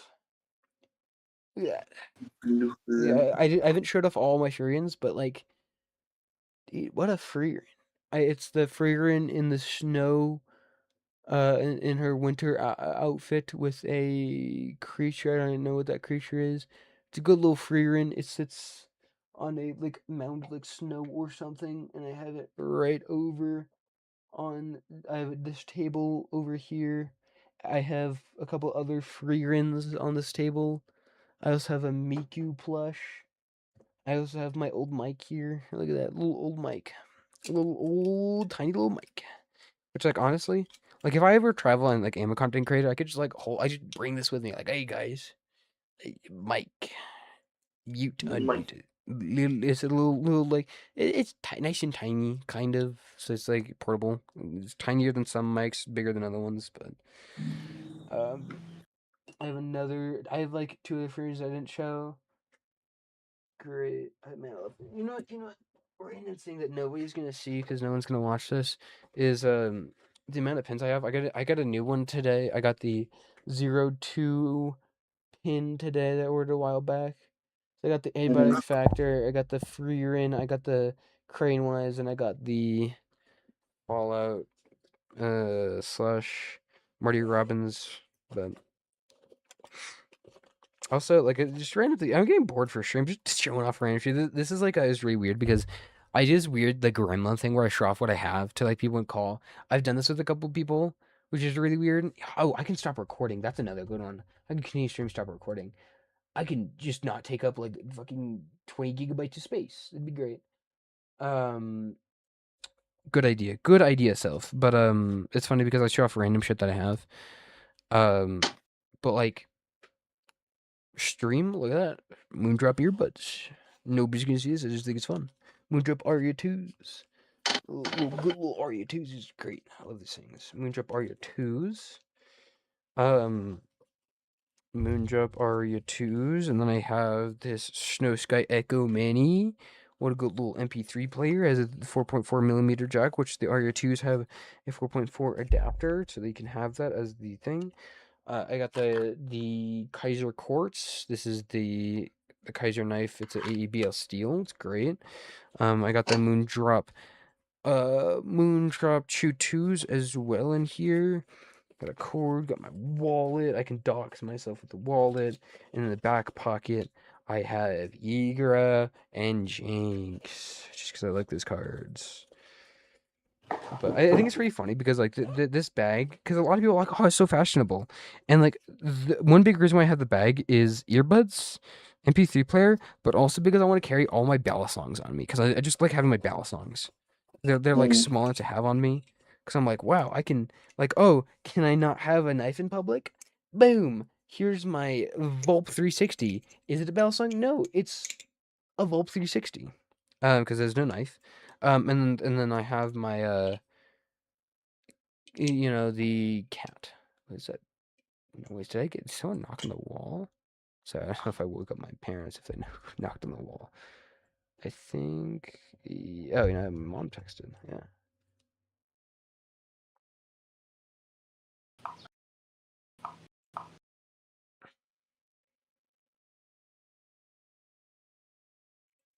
But yeah, so I have the Bell's cat. Great battle song. And then but you can't just have those two. You need your beater battle song that can fall on concrete. And it's like the Nabala's Canyon. Right. If this ever comes, if I ever become big enough to be able to talk to big streamers, hear things. I hate having open back headphones because like things that I hear on through the computer sound like they're happening in real life.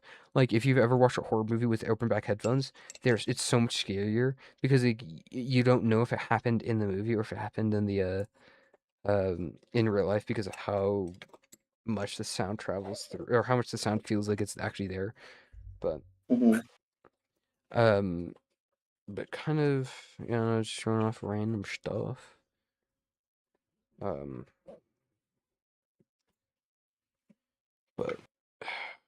I don't even remember what my train of thought was. I might stop streaming because I've been streaming for, I've been, non-stop talking for an hour 53 minutes. Gonna make a video of this. I obviously streamed for longer before, and it's like, dang, I really wish I could do that more, but I don't. My throat's kind of pooping out, and I'm getting tired. Might watch a Dr. K stream he did recently. That'd be great. But random thing going back, I remember I was talking about, like if I ever have the chance to talk to big streamers, I need to tell Contel VA to get a better battle song. Please, for the love of God, when CDog VA reviewed your streamer setup, and when you reviewed his when you reviewed that video, I saw it. I don't remember if it's a Benchmade 42 clone. It's something. It was one of the Benchmade clones. Cheap clone with tank pins. I really wouldn't recommend a tank pin ballot song.